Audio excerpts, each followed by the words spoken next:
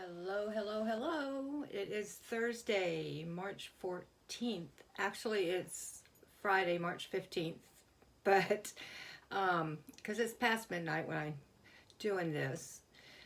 I told you in the title that I had a big surprise, and let me tell you, it is a big surprise.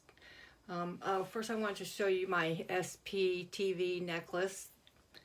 I'll show you a little bit closer. These are the ones that I make out of polymer clay. They're kind of cool. You can get a hold of me and order as many as you like. I make rings, necklaces, and bracelets. All SPTV style. But I'll show you those later. I was going to take you on a tour of my studio tonight. That was supposed to be my next video, but I got the shock of my life today. I live with my ex-husband. He's an artist. He's 86 or 7 years old. When we met, I was 17 and he was 42. And I'll tell you about that relationship sometime. It's pretty bad, but anyway, he brought in a letter to me. He said, "You got a letter from your mom today." I'm like, "What?" And the shock on my face must have been something, because let me tell you, after it's been, it has been 5 years, 1 month, and exactly 5 years and 1 month since she has spoken to me. So, here's the letter. Let me read it. It won't take long. This was written on 3/5/24. It says, and it's typewritten. It's not handwritten. It says, "Kelly, I am happy that you and Noah recently spoke. I'll be brief. Noah is my son that she kept from me, but I'll tell you that story too." So it says, "I am happy that you and Noah recently spoke. I'll be brief. I forgave you long ago for all of the years that you were an addict. However, I cannot have you in my life. I'll forgive, but I'll never forget. I pray that you and Noah will have a blessed relationship. Mom." She didn't sign her name. She just, like I said, it's all typewritten. So when I read this, I had 2 crocodile tears, just 2, that fell out of my left eye. And I was kind of touched, and I thought, well, she must want to keep some kind of relationship, or she wouldn't have written me. And so I was going to sit on it for a day or two before I wrote her back, and I still am. I mean, I might start it tonight or tomorrow, but I'm going to let it marinate a little bit longer so I won't say something that I don't want to, or that I shouldn't. I mean, I'm not going to be mean, but I still have a lot of hurt and anger inside of me. Yeah. So it's been a few hours since I got that letter. I got it about 5 in the afternoon. So I decided, I was thinking, well, if she's forgiven me, then why can't she have me in her life?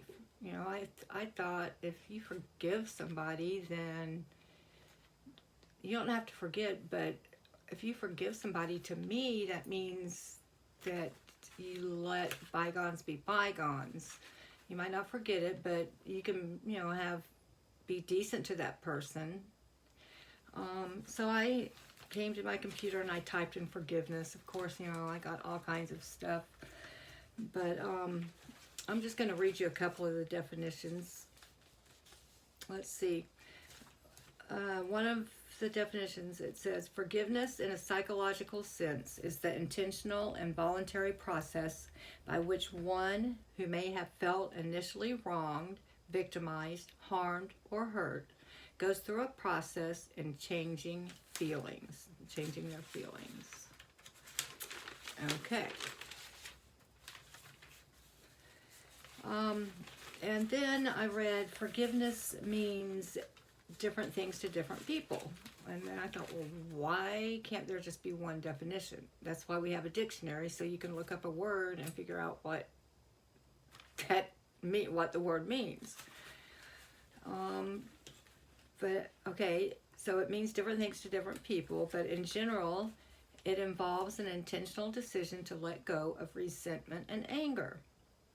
The act that hurt or offended you might always be with you, but working on forgiveness can lessen the act's grip on you.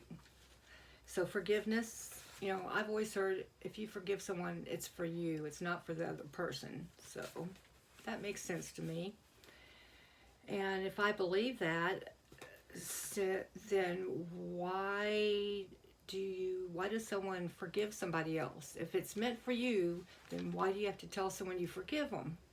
See, it can get real confusing, but it should be real simple. And so being on the other side of forgiveness, or if I've been forgiven, then what does that mean to me? It feels like it's a lie. When she tells me she forgives me, but I can't be in her life, then has she really forgiven me? I mean, it doesn't seem like it.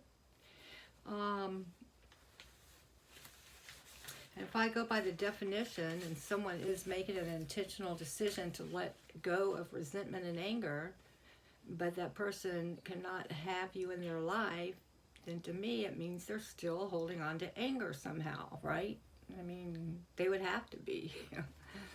If they truly forgave, then they would let me back in their life, especially since I'm a family member. Now, I can see if you forgive someone that's a friend or an acquaintance or a teacher or, I don't know, someone like that, then you might not let them back in your life. But I'm a family member, and, one of my biggest hurts is that I'm not included in anything having to do with my family.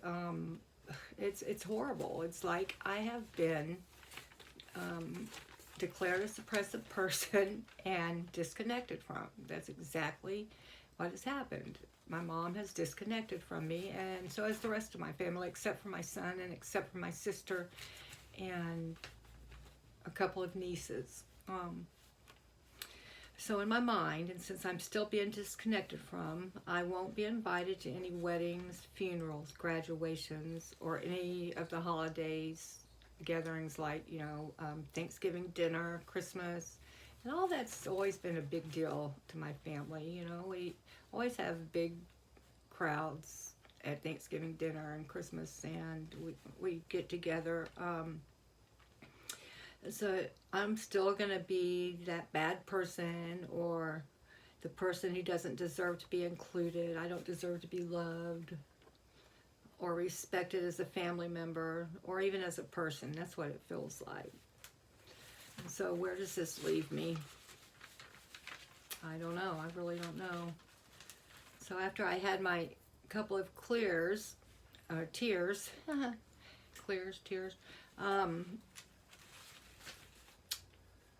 I thought that, well, she wouldn't have written me if she didn't want some kind of relationship, but that's just how I see it. Even though she says she cannot be around me or have me in her life, she must have felt the need to write me, so I don't know. After thinking about it for a few hours, I felt that hurt and that pain start creeping back up inside of me, and then I started getting that anger started coming back inside of me.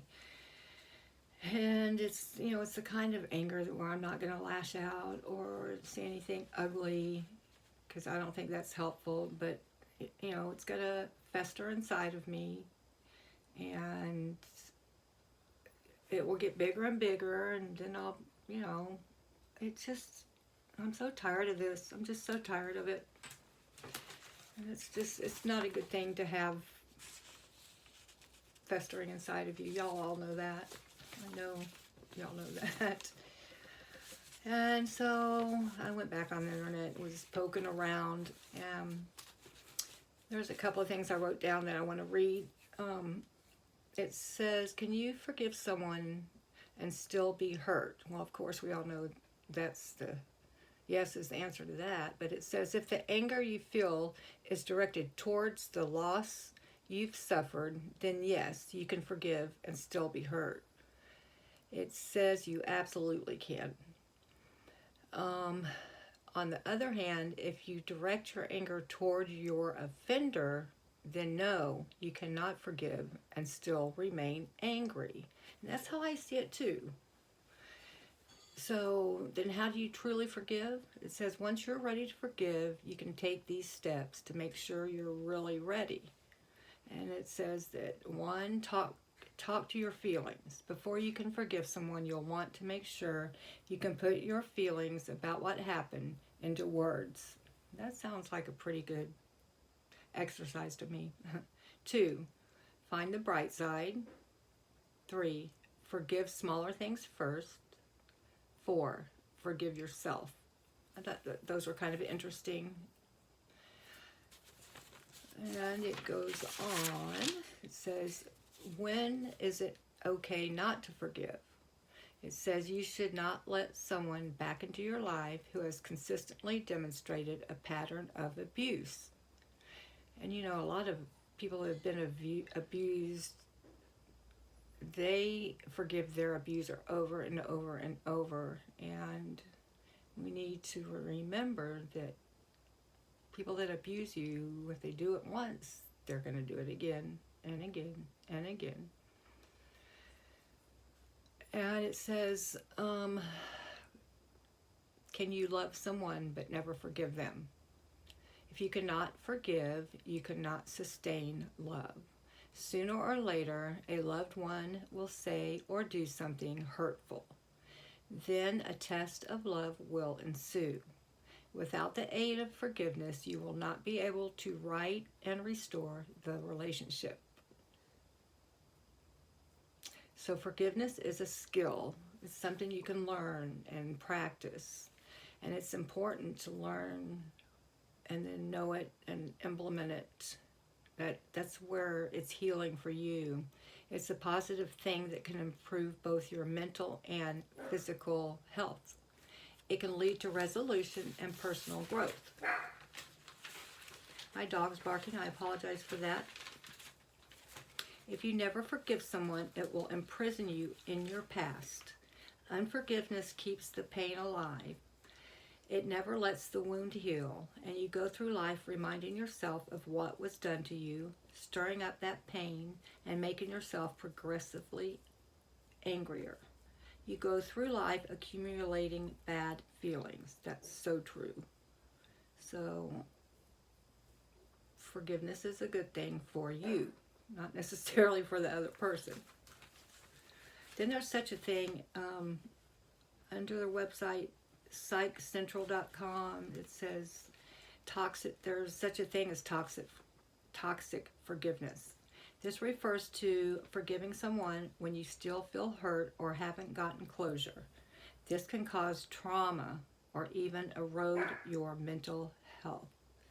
Enright, who is a person that they're citing, says the whole idea that forgiveness could be toxic is a misunderstanding of what forgiving another person actually is. So, I don't know. It is something that you have to learn and practice, I guess. But thank goodness there is such a thing as forgiveness, and that it helps you because, you don't want that festering inside of you because that just works with your mental state. It works with my mental state anyway. So, I just wanted to let y'all know about the letter, and I'm going to make another video. I won't wait so long in between. Actually, I might make a video of my studio after this. At least I gave you a little bit different background tonight. I turned my chair a little bit more.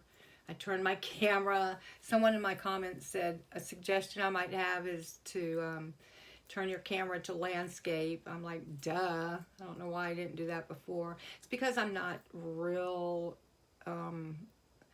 tech savvy. I don't know how all this stuff works.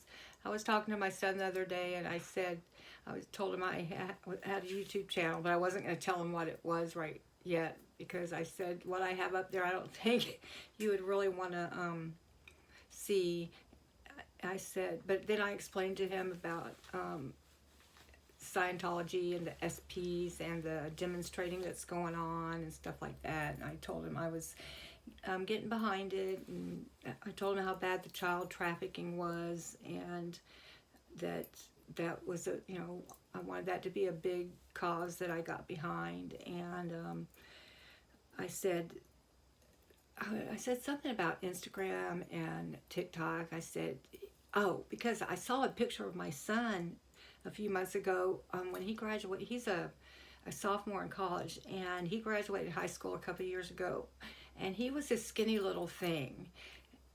He wasn't short because he's like 6'1", but he was real thin, and he played football in high school. He was very good, a wide receiver, and he's really fast. But then I saw him at the end of a picture of him after his freshman year in college, and oh my gosh, he got a membership to a gym for my mother for his birthday or Christmas or something, and he started going to the gym, and he has gotten so big and so muscular, I could not believe it.